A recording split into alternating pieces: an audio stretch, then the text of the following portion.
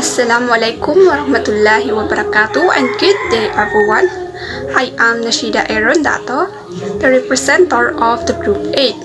So in this, I will be explaining to you or discuss our output that we list in our activities that do's and don'ts about the social literature in the school and in the office. So before we proceed on what we have listed, here are the output that we passed. We listed 5 do's and 5 don'ts. These are all related to a social literature or to be a good social literate people. So first, let us review first what is a social literature. Okay, so let's explain each of the list. So let's start with the do's. This is all about the tools related to the social literature, or to be a good social literate, we must do this. So, to be a social literate, we must do respect everyone. So, respect is one of the characteristics that very important to each and everyone. Respect result to a lot of advantage and positivity. So, once we respect people, they give respect also. Or if we want to gain respect from others, then we should respect them. So, respect in many ways. For example, respect your classmates, respect your teachers, respect your parents, and respect your neighbors and all the people that are around you. So, showing respect with one another will result a peace to each and everyone. Okay, so let's have a clear example. So, for example, in a certain community, or so, to be specific, in a school para mas maliit, if respect is present, then nagkakaroon ng peace kasi may respeto ang bawat isa sa kapwa nila. Hindi lang respeto sa characteristic ng isang tao, respect in all aspect. For example, respect the religion that they have, respect the beliefs that they have, and all what they did, as long as this is not harmful to people. So, kapag naman there is an absence of respect, maaaring palagi nagkakaroon ng miscommunication and misunderstanding kasi walang respeto. So, nagkakaroon ng conflict. So that is why respect is very important. So to be a social literate, kailangan talaga na we must gain, or we must bring this characteristic. So respect is very important. And then the next one is be friendly and approachable. So as a good social literate, we must be friendly. So of course, no, friendly meaning you are easy to socializing with others, and approachable, you are easy to get along with kasi nga approachable ka. So meaning you are a good social literate kasi marami kang nakakasalamuha. Madali ka nilang lapitan. So that is one of a good characteristic of a person and to be a good social literate. Have you ever met a person na very approachable? Then nasasabi mo talaga na, wow, that person is very kind and approachable. So marami ding nakikipag-kaibigan sa kanya. So she is or he is a good social literate. And then the next one is acknowledge and consider the suggestions of others. So in this naman is, it is more focused on the groupings. Kumbaga sa classroom, groupings activities. So as even though you are very intelligent, even though kaya mo yung activities na yun, you must still acknowledge and consider the suggestions of others. So kumbaga hindi ka mapagmataas. So, treat everyone as an equal. So, for example, if my group activities and you know you within yourself na kaya mong gawin yung activities na yun, still you must or you should listen and consider the suggestions of your group mates. That's why that would be your characteristic to be a social literate.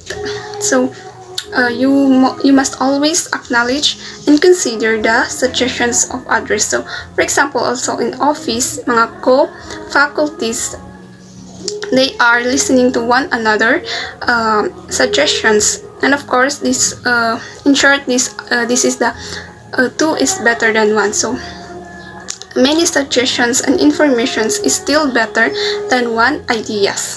And then the next one, to be a social literate, you must ask what you can do. So of course, initiative din naman to, no? So as a to be a social literate, you must ask what you can do. For example, again, in a groupings, so yes, as a leader, kumbaga, you acknowledge and consider the suggestions of others. In your part naman, as a member, you should ask what you can do. So, kumbaga, hindi lang palagi si leader yung mag-initiate na mag-ask ng mga suggestions nyo. So, as a social literate, you must also ask what you can do. Kumbaga, you are participating to that activities and you are involving yourself.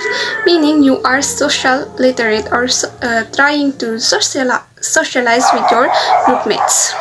So, you must be initiative enough to do what you can do or the task that you must do. And the last one on the list is be presentable enough and show confidence. So, as a social literate, we must be presentable enough, meaning, of course, kailangan din natin maging presentable as people para mas kumbaga ma-motivate natin yung others, and of course, presentable enough but not too much. So, always also show confidence. So, in socializing, you must have a confidence to encourage others and to motivate others, because if you don't have confidence, so people might not believe you or might not trust on you, on your abilities and capabilities. So we must be presentable enough to be respected, and we will gain our trust and respect. So that's all for the do's on the social literate, or to be a good social literate, we must do this following. So for us as a group 8, these are the top 5 that we pick or we choose to be an effective social literate. Now let's proceed with the don't. So to be a social literate, we must not do this following. So let's proceed to the first one. So again, to be a social literate, we must not make someone wait, or do not make someone to wait. So meaning, as a good social literate, hindi dapat natin pinapahintay yung isang tao, or kumbaga, other points here is we must not break the trust of the people around us. For example, in a groupings again, so there's a meeting, so do not make your group mates wait a long time. Kumbaga, be on time.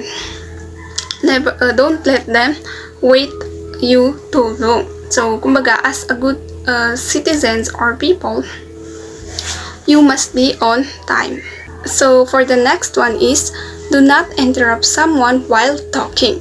So, pinaka-good example nito is every reporting in the class. So, if there's a people talking in the front, so don't interrupt. So, wait, hintayin mo na lang na matapos siya bago ka mag-interrupt, kasi for example, yung nagre-report, so maaaring mawalan siya ng focus sa pag-report niya. So, pag nakita mo na tapos na siyang magsalita, saka ka lang mag-interrupt. So, papasok din dito yung parang respeto mo na din sa nagsasalita.